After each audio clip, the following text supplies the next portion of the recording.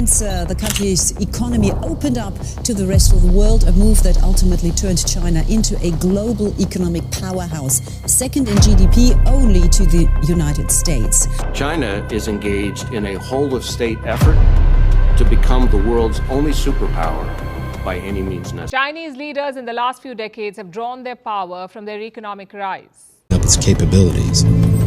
Astonishing economic growth over the decades has provided resources needed to boost military research and development.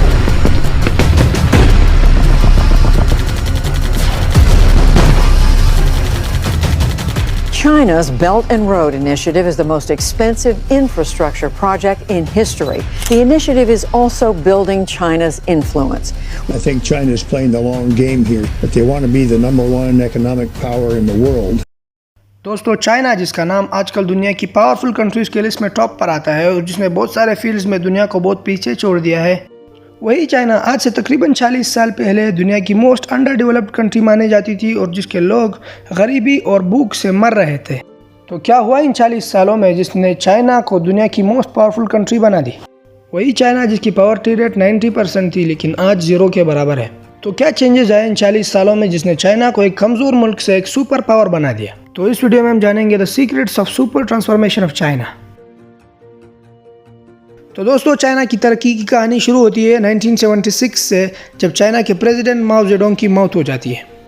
और माओ Zedong वो president है जिसकी गलत policies की वजह say about 50 million people were died.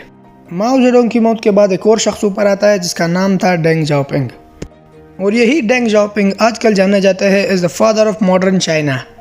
Deng Xiaoping Mao Zedong के वक्त में ही उनके हर फैसले के खिलाफ थे।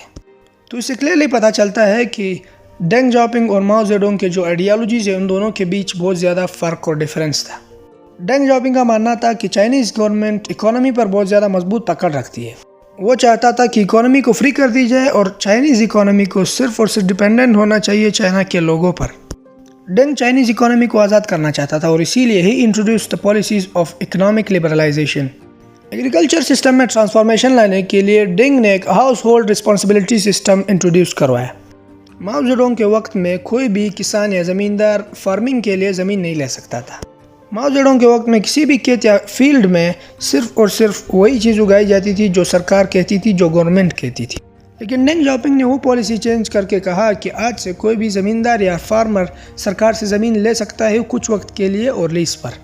और फार्मर्स को आज़ादी दी गई किसी भी चीज़ को उगाने के लिए उनके फसल में। और दूसरा, डेंग ने यह कहा कि सभी किसानों को अपने खेत में से कुछ सर्टेन अमाउंट का जो पैदावार है वो गवर्नमेंट को बेचना पड़ेगा। और गवर्नमेंट को सर्टेन अमाउंट बेचने के बाद जो बाकी पैदावार रह जाता है वो कहीं भी जाकर सेल कर सकते हैं और एक्स्ट्रा प्रॉफिट कमा सकते हैं। और इन्हीं पॉलिसीज़ की वजह से चाइनीज़ किसानों में एक मोटिवेशन जाग उठी जिसकी वजह से इनोवेशन और प्रोडक्टिविटी दोनों बढ़ने लगे। नंबर 2, चाइनीज़ गवर्नमेंट ने स्ट्रेटेजिक इन्वेस्टमेंट की in education, science and technology, in engineering and mathematics, जिसकी वजह से मुल्क में टैलेंट बढ़ने लगा and this got them to the top of the world in technology and science. Number 3, Deng Xiaoping ने बिल्कुल वही पॉलिसीज इंट्रोड्यूस करवाई जो कि इंट्रोड्यूस करवाई थी एग्रीकल्चर में।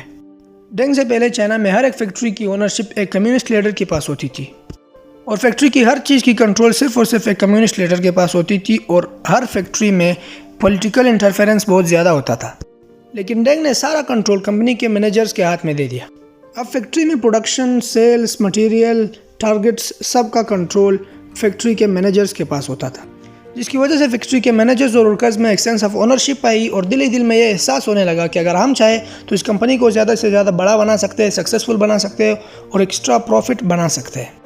और इन्हीं पॉलिसीज़ की वजह से लाखों लोग पॉवर्टी से बाहर आने लगे और बहुत से लोगों की ज़िंदगी बदलने लगी। 1980 से लेकर 1990 तक चाइना में ग्रेन प्रोडक्शन अबाउट 7.4% बढ़ चुका था और लाखों लोगों को एग्रीकल्चर की वजह से रोजी रोटी मिल गई। और एक और बड़ा चेंज लाया गया एजुकेशन सिस्टम में।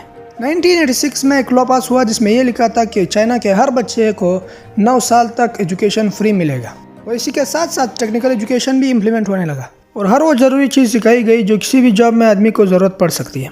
और यही कानून लाने के बाद भी चाइनीज़ गवर्नमेंट ने और इन्वेस्टमेंट की एजुकेशन सिस्टम में। साल 1990 में सरकार जो पैसा लगा रही थी वो अप्रॉक्सीमेटली 2% ऑफ देयर जीडीपी था, लेकिन साल 2010 में वो लोग इन्वेस्ट कर रहे थे अबाउट 4% ऑफ देयर जीडीपी। और जितनी भी डेवलप्ड कंट्रीज़ है वहाँ पर सबसे ज़्यादा एजुकेशन पर फोकस किया जाता है और वो इसीलिए डेवलप्ड है क्योंकि वहाँ पर एजुकेशन को बहुत बड़ी प्रायोरिटी दी गई। और इन्हीं एजुकेशन पॉलिसीज़ के चलते चलते चाइनीज़ लिटरेसी रेट में कमाल का इम्प्रूवमेंट देखने को मिला।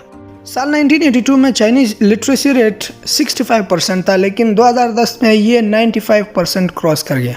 एक और डेवलपमेंट स्ट्रेटजी थी TVEs यानी टाउनशिप एंड विलेज एंटरप्राइजेस लाना, जिसका मकसद था रूरल एरियाज़ में इकोनॉमिक ग्रोथ लाना और लिविंग स्टैंडर्ड बढ़ाना।